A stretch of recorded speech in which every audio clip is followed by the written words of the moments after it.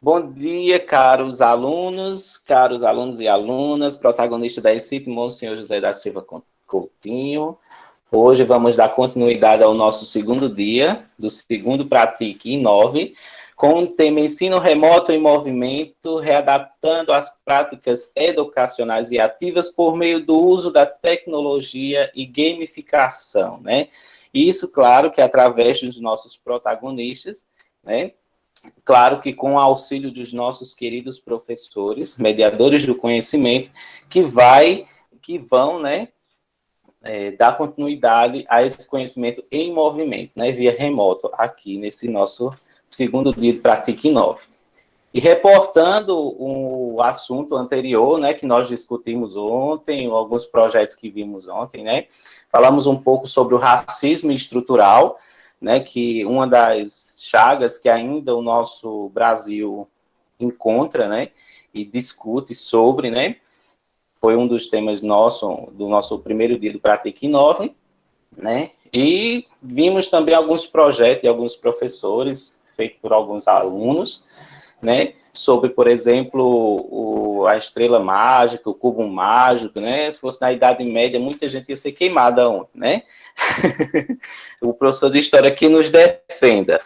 Enfim, mas hoje nós vamos dar continuidade aos projetos que ficaram ontem, né, durante o dia nós vamos ter algumas abordagens, né, o surgimento ainda, a continuação do eletromagnetismo, vamos ter o Flipped Classroom, isso, né, Flipped, a professora de inglês que me corrija, né, com o professor Cícero, né, vamos ter aí a gamificação, narração com o professor Jorge Egberto, né, vamos ter também aí algumas nuances, né, sobre osmose, camaleão química, e algo muito interessante que a professora Lidiane e sua equipe vai apresentar, né, e por fim nós vamos ter alguns usos de recursos didáticos em ensino de geografia e sociologia, né, e aí vamos ter a equipe da professora Kelly, né, praticamente nossa mãe aqui, né, sócia emocional da ECIT, Monsenhor.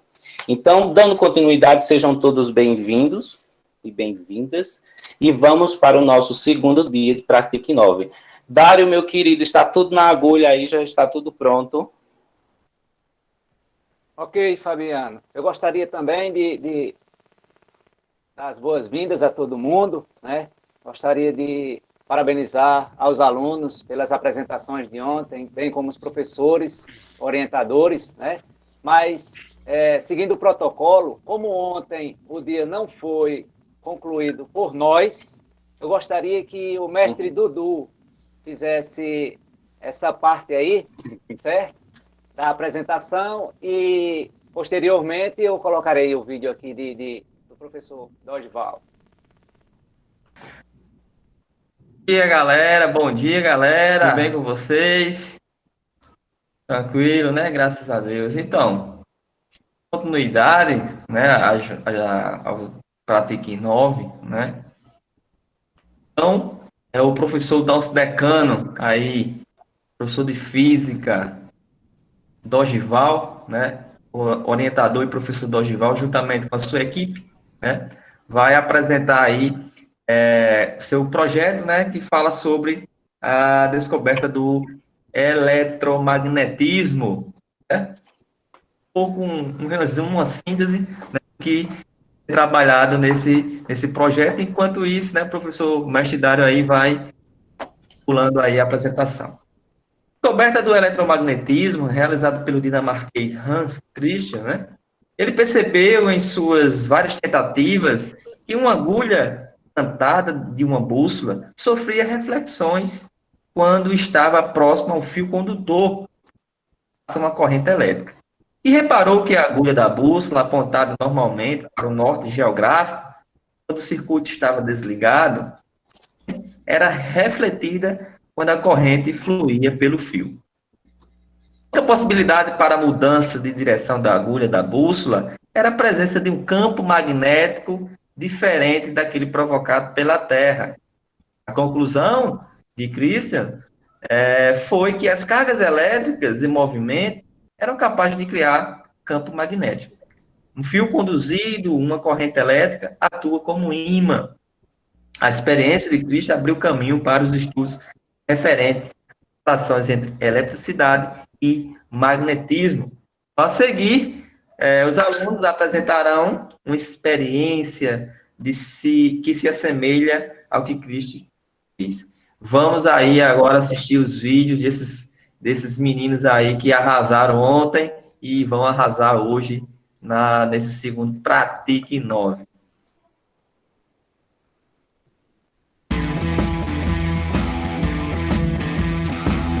A descoberta do eletromagnetismo foi feita por um dinamarquês chamado Hans Christian Ørsted, e a passagem da corrente elétrica é feita através de um fio condutor que gera um campo magnético, e este experimento foi feito com o auxílio de uma bússola. O sentido do campo é magnético, depende da corrente elétrica, ou seja, se o polo da corrente for negativa, o norte da bússola será anti-horário. Se a polaridade for positiva, sendo do campo elétrico, será horário.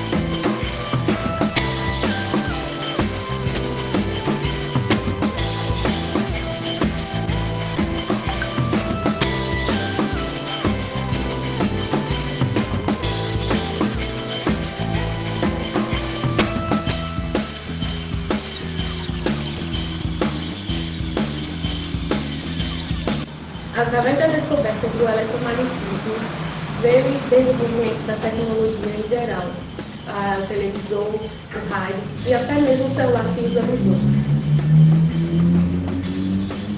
Esse experimento da descoberta do eletromagnetismo foi para mostrar a importância no mundo tecnológico, no dia de hoje, com a evolução da ciência daquela época, que era pouco desenvolvida, e através dessa descoberta que veio a revolução tecnológica, com a descoberta de televisores, rádio, telefone, telégrafo, televisor, até nos nossos dias os celulares, computadores de alta geração, e de um modo geral, onde ocorreu de avanços até hoje, dia a dia, está avançando, iniciou-se com a descoberta de Hans Christian Ørsted, dinamarquês, em 1820, que foi um passo para a evolução do mundo moderno.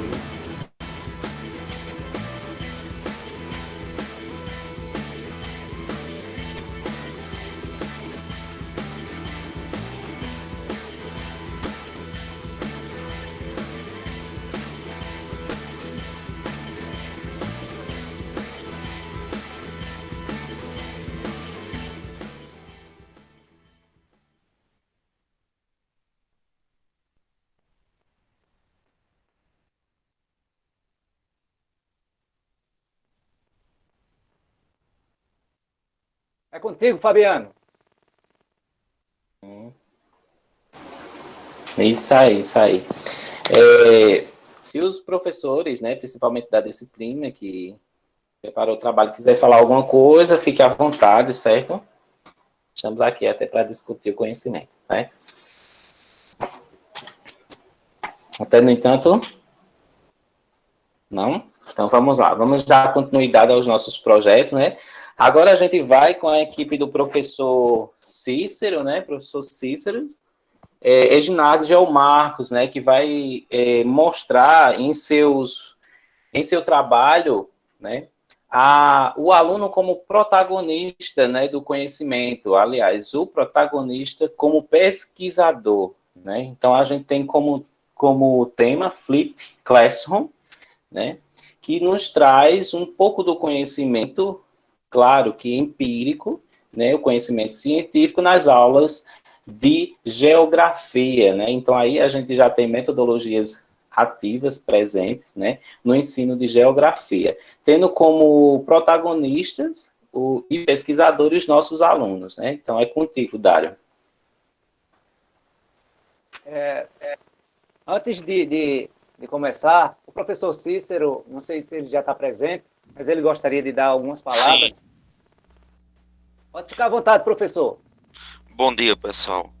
Eu gostaria só de colocar a importância de o aluno sair vamos dizer, da sua área de conforto, né, e passar a ser um aluno pesquisador e protagonista na sala de aula, porque o conhecimento ele deve ser construído em conjunto, né, aluno e professor, o professor como mediador do conhecimento e o aluno como pesquisador que vai em busca do aprofundamento do conhecimento para contribuir com a formação de uma sociedade bem melhor do que a atual. Esse é o nosso objetivo. E parabenizar os professores, né, pelas apresentações dos alunos. E nós estamos no caminho certo. O aluno tem que assumir, né, o papel de protagonista. E nós, professores, ficar na orientação, né, na mediação do conhecimento.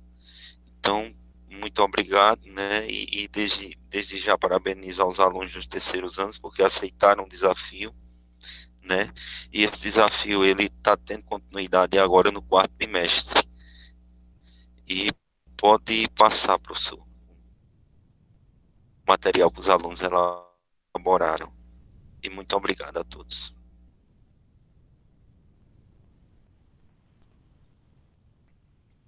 Pronto, o professor Dudu já está com o material ali na agulha, ele vai passar para vocês agora.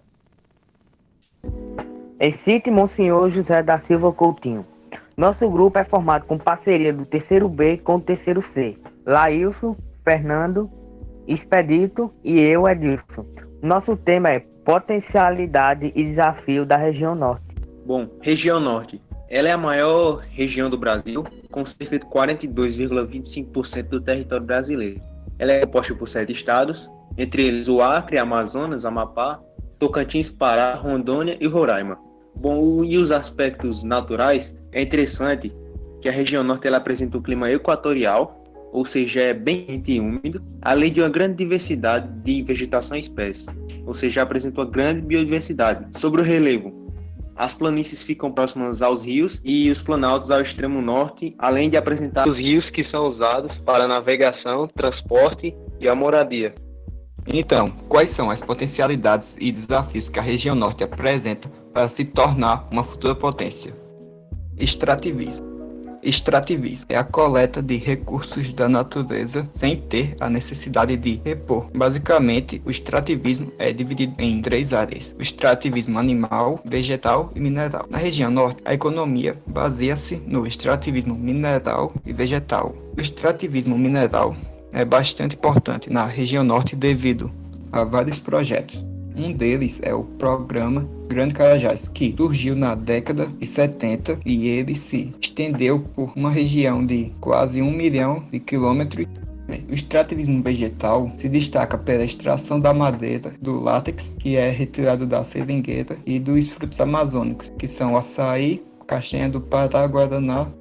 O extrativismo vegetal tem 2 fins. O primeiro é a de vender e comercializar madeira, e o segundo é de transformar essa área da floresta em área para a pecuária ou para a agricultura. Devido à extração da madeira e do desmatamento clandestino, foi criado o projeto SIVA, que monitora as regiões amazônicas através de satélites, que é capaz de fiscalizar 8,5 milhões de quilômetros quadrados. Também tem um projeto Semeando Sustentabilidade, que, com a ajuda de voluntários, refloresta boa parte da mata.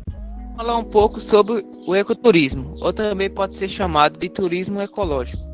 É definido como uma atividade turística que utiliza de forma sustentável o patrimônio natural e cultural e busca a formação de uma consciência ambientalista por meio do ambiente, trazendo bem-estar da população. Como podemos perceber, é uma modalidade de turismo voltada para o lazer e passeios em regiões ou locais com presença de recursos naturais. Por exemplo, parques ecológicos e ecossistemas. Ele tem o intuito de garantir a preservação do meio ambiente e também ele cria consciência ecológica. O ecoturismo é como um gerador de renda e crescimento econômico, e trazendo empregos e lucros, e beneficiando as comunidades de unidades de conservação. E se for bem planejado, tem um grande desenvolvimento.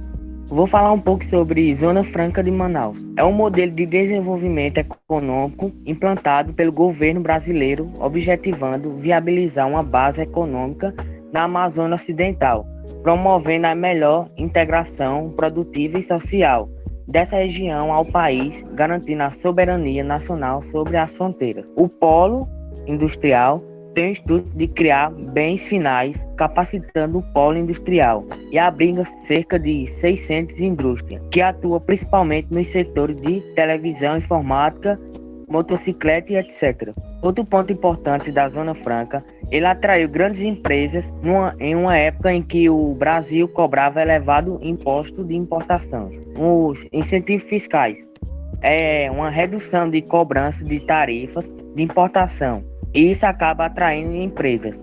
Como podemos resolver e solucionar esse problema? Pode ser resolvido ajudando pequenas empresas de outra região, elevando o modelo para outras regiões. Transporte e energia. Bom, sobre o relevo, como eu havia falado, é um relevo praticamente plano. Então não é interessante focar, né, em hidrelétricas, pois os rios não são tão caudalosos. É mais viável investir na energia solar e na eólica. Também é uma opção substituir a entrada e a saída de produtos lá da Zona Franca de Manaus, que atualmente é feito pelos aeroportos e que deixa as tarifas mais caras. Deveria então haver a criação de rodovias ligando a Zona Franca de Manaus aos rios e assim aproveitando a enorme bacia hidrográfica. Já por ferrovia seria ecologicamente pior, porque ia desmatar muito a floresta nativa. Até porque já existe a ferrovia da Grande Carajás, que leva os minérios até os portos. A linha férrea Norte e Sul deveria escoar a produção do país para o litoral, porém o Brasil apresenta uma má administração, o projeto se encontra há 30 anos e não foi feito nem metade do que era previsto. Outro ponto seria a ampliação dos portos, fazendo assim que caibam maiores embarcações e, consequentemente, atraindo investidores externos para o local.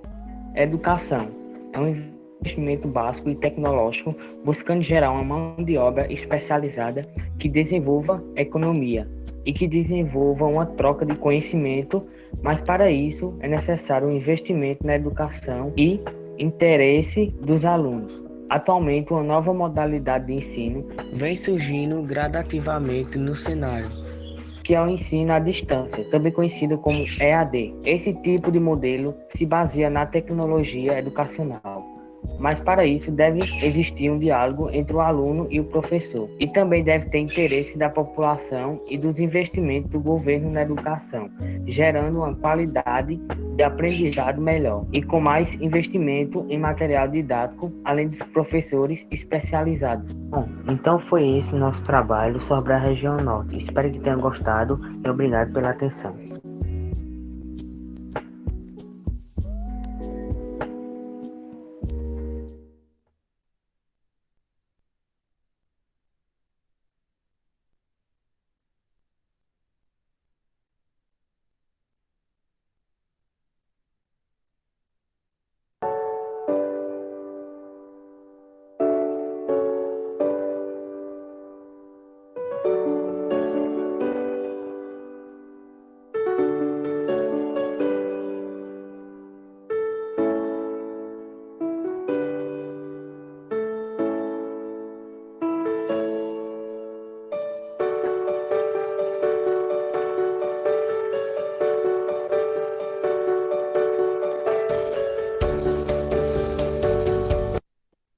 Olá, tudo bem? Somos da ECIT e Monsenhor José da Silva E Coutinho. hoje vamos falar sobre as potencialidades e desafios do Brasil para se tornar uma potência geopolítica e econômica no cenário global, especificamente no ramo da tecnologia e ciência, como elas nasceram e ganharam destaque na sociedade e de que forma elas têm influência no desenvolvimento do país.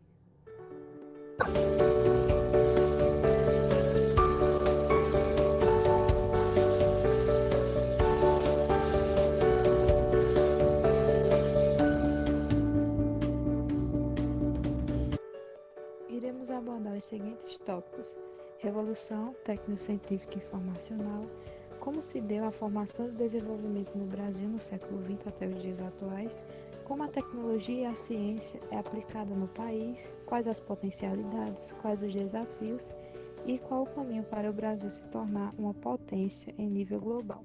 Essa revolução trouxe diversos benefícios para o Brasil e, em muito, acelerou seu desenvolvimento. Podemos citar entre sua maioria de benfeitorias a queda de dependência brasileira de produtos manufaturados importados, a criação de melhoria de emprego para trabalhadores nas indústrias. Atualmente, estamos vivendo a era tecnológica mais desenvolvida da história. Vemos o desenvolvimento de máquinas e equipamentos que vem facilitando a vida dos homens e mulheres nas mais diversas áreas, na educação, no trabalho e no meio ambiente. E para obter o desenvolvimento econômico, o nosso país precisa emergir e se desenvolver no âmbito A tecnológico. tecnologia está amplamente ligada a todo o processo industrial do país. O crescimento da economia brasileira se baseia no consumo de produtos na área de informática e tecnologia. A exemplo disso são os aparelhos eletrônicos, como computadores, smartphones ou televisores. Já a ciência se baseia no método científico, onde visa o conhecimento para as soluções de problemas práticos. O seu uso no cenário industrial é normalmente referenciado como pesquisa ou desenvolvimento. Neste campo de conhecimento, o Brasil obteve uma posição significativa nas últimas décadas. Segundo o Índice Global de Inovação de 2019, entre os 129 países, o Brasil se encontrava na 66ª posição de mais inovador. No Brasil, atuam potências como a Embrapa e a Fiocruz. A Embrapa é uma instituição de pesquisa onde promove o desenvolvimento e a inovação na área agrícola, pecuária e abastecimento. Com sua importância desde sua criação em 1973, a Embrapa sempre teve um papel de destaque na economia brasileira. É responsável por diversos setores, como a agroindústria de alimentos, informação tecnológica e diversas outras áreas de pesquisa. Ela alavancou a economia do país, com o valorizamento de seus pesquisadores. A partir de seus grandes investimentos, tornou o Brasil um dos maiores produtores de soja do mundo. Já a Fiocruz é uma instituição de pesquisa e desenvolvimento em ciências biológicas, que foi fundada em 1900 por Oswaldo Cruz. Se localiza no Rio de Janeiro e é considerada uma das principais instituições mundiais de pesquisa em saúde pública. A ciência e tecnologia no Brasil são produzidas em grande parte nas universidades públicas e institutos de pesquisa. A exemplo disso, a Universidade de São Paulo, conhecida como USP, é a mais importante do país. Outras universidades aqui do nosso estado são a UFCG, o UEPB e a UFPB, que são referência e destaque nacional. A corrupção é um dos principais desafios. O desvio de recursos públicos, feito por líderes políticos mal intencionados, constantemente afetam em massa o crescimento do país.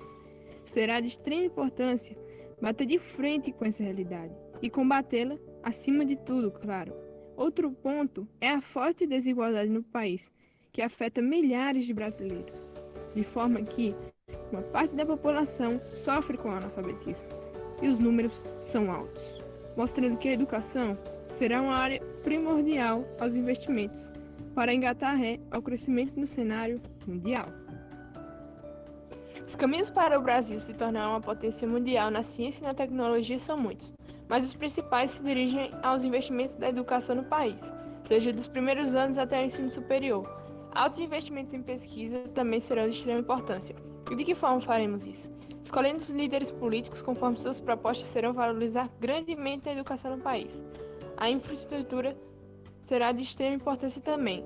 Logo, se ocorrer os investimentos na área certa, teremos de introduzir setores de produção, não só em universidades, mas também fora delas, como estatais, de forma que crescer será um grande passo para o Brasil, buscando modernizar cada vez mais os centros de pesquisa e universidades com o Parque Tecnológico da UFCG, para dar total suporte aos pesquisadores, da mesma forma que apoiar as grandes empresas como a Fiocruz e a Embrapa, empresas de grande importância para o país, que sem dúvidas, quando valorizadas, irão garantir um avanço enorme para o Brasil na economia mundial. Segundo o ministro da Ciência, Tecnologia e Inovação, Aldo Rebelo, avalia que o investimento em inovação, apoiando-se a ciência e o desenvolvimento tecnológico na indústria e no setor de serviço, o país ganha competitividade, ou seja, empresas geram tributos. Assim poderão ter participação no mercado mundial, compatível com a importância no Brasil.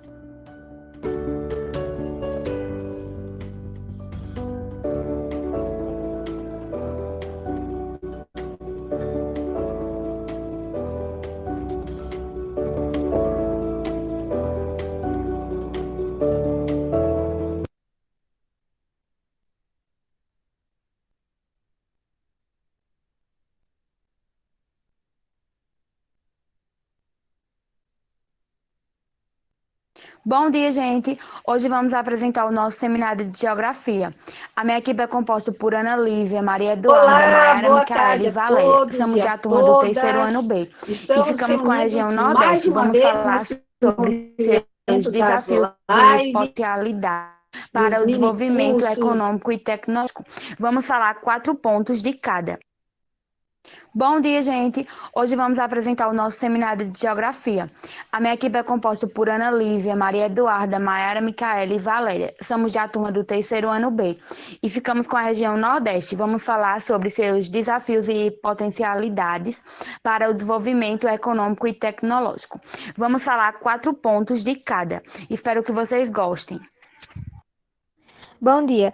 A primeira potencialidade do Nordeste é o Rio São Francisco. Ele possui grande importância social, econômica e cultural. Ele pode ser usado para a geração de energia. Ao longo do São Francisco foram instaladas usinas hidrelétricas e o rio apresenta um enorme potencial e garante o fornecimento de energia elétrica para diversas regiões. Segundo o Ministério do Meio Ambiente, as áreas de maior irrigação na bacia do Rio São Francisco encontram-se no norte do estado de Minas Gerais, em Formosa, na Bahia e na região do Baixo de São Francisco, em Alagoas. Muitas famílias da região da bacia do Rio São Francisco, elas vivem da agricultura, propiciada pelas cheias que inundam as áreas e tornam os solos mais férteis.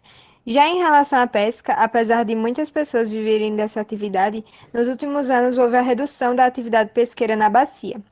A navegação foi um dos fatores que mais impulsionaram o desenvolvimento da região, visto que o rio possui condições favoráveis de navegação durante praticamente todo o ano.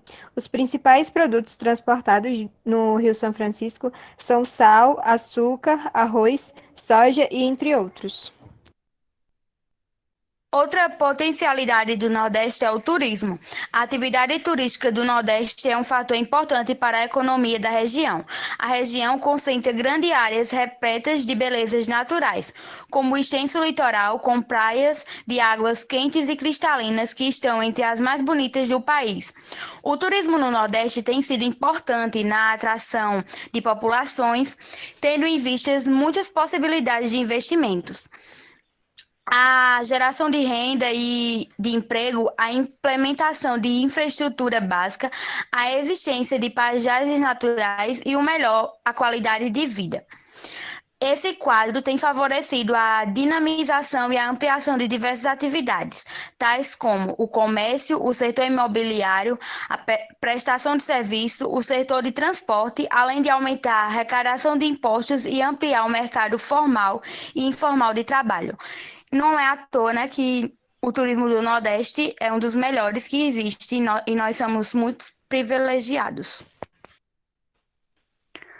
O Nordeste abriga grande parte das usinas solares e eólicas do Brasil, e devido a uma ótima performance, ele consegue exportar essa energia para o Sudeste e Centro-Oeste. A utilização de energia solar é um exemplo, pois, ao instalar sistemas de energias solares na agricultura, os produtos ganham mais valor, o que garante uma melhora na qualidade de vida no campo, além de promover eventos que podem reduzir os gastos de energia elétrica e aumentar a produção sem prejudicar o meio ambiente. De acordo com as pesquisas, as energias renováveis estão atraindo cada vez mais consumidores conscientes dos benefícios atrelados a esse tipo de fonte energética. O governo do estado de Pernambuco, por exemplo, teve a iniciativa de firmar uma parceria com o Banco do Nordeste e a concessionária local, com o objetivo de incentivar a microgeração distribuída para pequenos negócios. Ou seja, além de uma grande vantagem de geração de empregos para a população local, as empresas interessadas em adquirir a placa solar encontram fornecedores do setor para o auxílio. Bom dia, hoje eu vou falar sobre a agropecuária do Nordeste e destacando os resultados positivos e negativos, dependendo das condições climáticas. E também o desenvolvimento da atividade agrícola com produção destinada ao mercado externo. Bem, todo mundo sabe que a região do Nordeste é a mais seca do país, mas apesar das adversidades impostas pelo clima, e também pode afetar na economia da região do Nordeste. Portanto, tem dificuldade das plantações com a seca, mas também tem o lado bom, que é a atividade econômica, que tem tanto para o lado da agricultura e das criações dos animais. Mas não podemos deixar de relatar que tem várias regiões do Nordeste que não possuem o processo de mecanização e modernização, isso de uma forma tradicional. Agora eu vou falar sobre o desenvolvimento da atividade agrícola com a produção destinada ao mercado externo. Alguns lugares do Nordeste, porque pela umidade do solo, permite o desenvolvimento da agricultura agrícola, com o cultivo de feijão, milho, mandioca. E essa produção está destinada com a maior concentração do oeste da Bahia, com a produção destinada ao mercado externo. Assim como a corrupção é um problema que está presente em todo o Brasil, um dos desafios da região Nordeste é esse. Fraudes em municípios vêm desviando bilhões em recursos públicos e de 370 investigações realizadas entre março de 2014 e abril de 2017, 73 aconteceram em estados nordestinos. A corrupção é prejudicial para o desenvolvimento da região, porque o dinheiro que devia estar sendo usado para a melhoria da infraestrutura das cidades, educação, saúde, moradia e etc., está indo parar em bolsos alheios e não está sendo usado para melhorar a região Nordeste.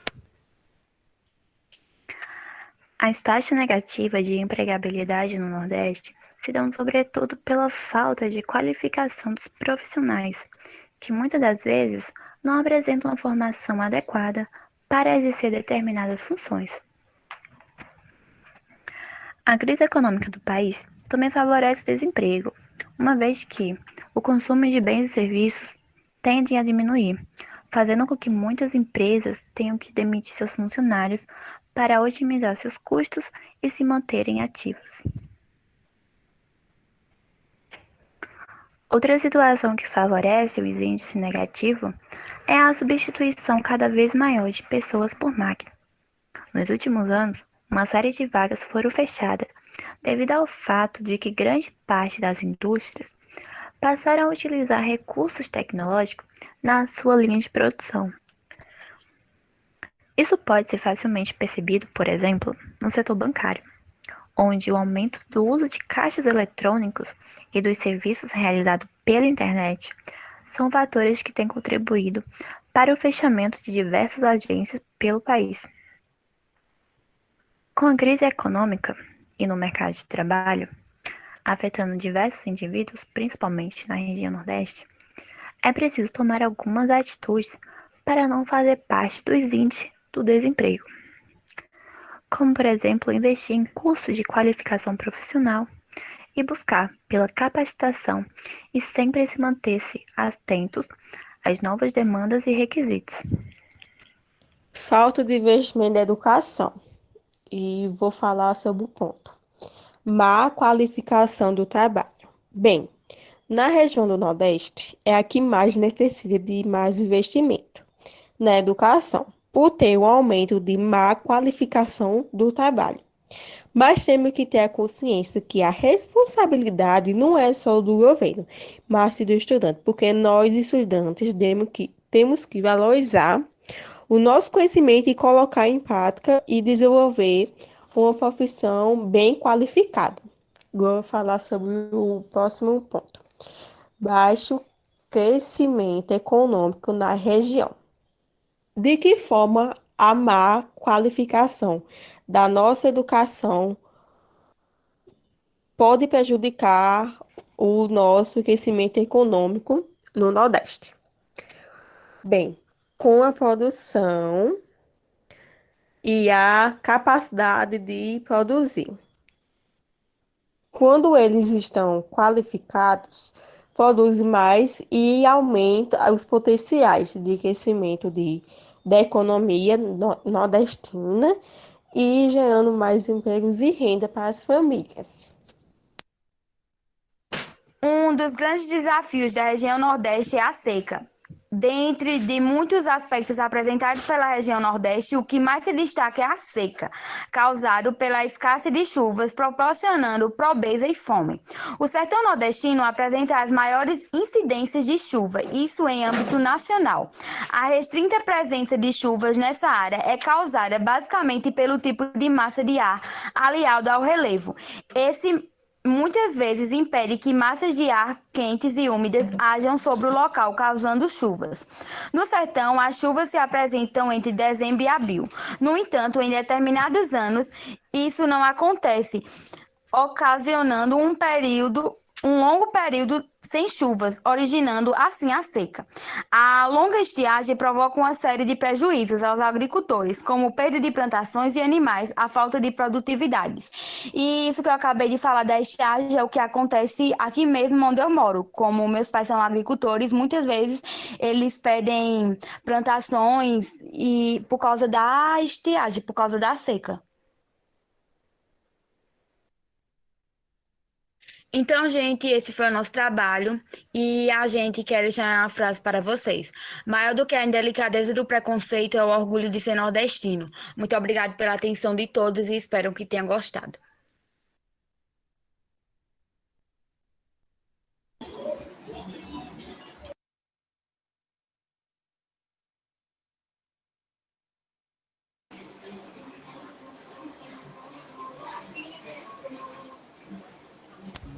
Olá pessoal, hoje iremos falar sobre os desafios e as potencialidades da região Centro-Oeste. Fiquem atentos no vídeo, pois esse conteúdo é de extrema importância. Iniciando pelos desafios, é notório saber que um dos maiores problemas da região Centro-Oeste é a logística e transporte de carga. Por não estar localizado em uma área litorânea, a região Centro-Oeste é impossibilitada de ter um porto para poder o envio de suas cargas, tendo assim que transportar suas cargas até o Porto de Santos, em São Paulo. Este desafio pode ser resolvido de duas formas. Uma seria a criação de uma grande rodovia, porém o alto custo para se construir inviabiliza essa ideia. A solução mais eficaz seria a criação de uma linha ferroviária, que tem um custo menor e uma velocidade de entrega maior. Um desafio que essa região enfrenta é a telecomunicação. Mesmo sendo a região que apresenta o maior número de aparelhos celulares do Brasil, essa região tem grandes problemas de telecomunicação, que está ligado ao setor de serviços, que é o ponto forte da região mais desenvolvida do país, a região Sudeste. Mas por que a região Centro-Oeste tem tanta dificuldade com a telecomunicação? Quando houve o desenvolvimento industrial do Brasil, ainda no período Vargas, a região Centro-Oeste ficou meio de lado, assim como as demais regiões, pois o foco do governo era a região Sudeste. Então isso causou um atraso significante na região, que tem efeito até hoje no seu desenvolvimento tecnológico. Mesmo sendo muito desenvolvido na agricultura, a região Centro-Oeste não tem desenvolvimento tecnológico, por exemplo, no setor de telecomunicação. Com poucas torres que mandem sinal, isso dificulta demais o acesso da internet para algumas partes do seu território. Em 2013, foi criado o programa MT Digital, que visa ampliar o acesso da internet a todos os estados da região e melhorar o desenvolvimento tecnológico nos estados. Esse mesmo ano, o programa havia declarado que o sistema poderia operar com até 1 GB, Mas, em um teste feito durante a prova do Enem, o sistema alcançou apenas 20% da sua capacidade, ou seja, 200 megabytes. Mesmo assim, esse projeto continua funcionando na região e visa o melhoramento das suas telecomunicações e futuramente um desenvolvimento tecnológico mais acentuado. Agora iremos falar sobre as potencialidades da região Centro-Oeste. De início, irei falar sobre a agricultura presente na região Centro-Oeste. A agricultura praticada nessa região foi elevada a larga escala de grandes latifundiários. Esses latifundiários abasteceram as grandes indústrias da região Sudeste com alimentos em grãos para serem processados e manufaturados e assim comercializados. A agricultura da região se baseia principalmente no plantio de soja, feijão, algodão, milho, trigo e arroz. Já a pecuária da região se baseia na criação de gado, suínos e equinos, focado principalmente no gado e nos seus derivados como o leite e o queijo. A região Centro-Oeste é a principal produtora de carne bovina do Brasil, importando seus produtos para o mundo todo. Hoje, todos os setores industriais, sem exceção, estão em busca de opções renováveis para reduzirem seus custos. A energia fotovoltaica pode ser aplicada no agronegócio, indústrias, hospitais, hotéis, enfim, há uma infinidade de segmentos que podem usufruir dos benefícios dessa energia. O ano passado, crescemos mais de 100% nesta unidade de negócios. Olá, meu nome é Júlio. Oi, meu nome é Cleber. Oi, meu nome é Cristina. Olá, meu nome é Tiago e hoje a gente apresentou o seminário sobre os desafios e potencialidades da região Centro-Oeste. Obrigado por terem prestado atenção e até mais. Olá, pessoal. Hoje iremos falar sobre os desafios e as potencialidades da região.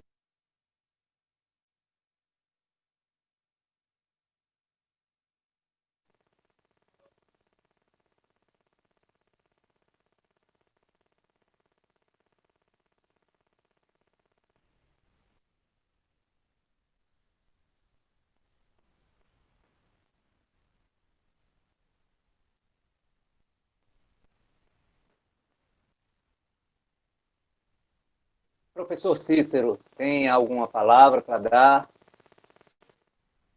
Quer fazer a conclusão aí do material? Só reforçar o agradecimento aos alunos, né, por ter aceitado esse desafio de sair da passividade, né, e partir para a prática na sala de aula, fazendo a inversão da sala de aula e dizer que nós já iniciamos as orientações para os novos trabalhos que eles irão produzir agora no quarto bimestre. E todos estão de parabéns, sem exceção, mesmo com as dificuldades, as limitações técnicas, mas produziram muito bem os seus trabalhos. E tem outros trabalhos, só que o tempo não seria pequeno para apresentar todos, porque se fosse para apresentar todos, levaria uma manhã inteira e os demais professores têm os seus trabalhos para apresentação. É só agradecimento e dizer que isso traz uma sensação de orgulho e também dizer que quando o aluno ele é motivado, ele mostra seu potencial. Então, obrigado.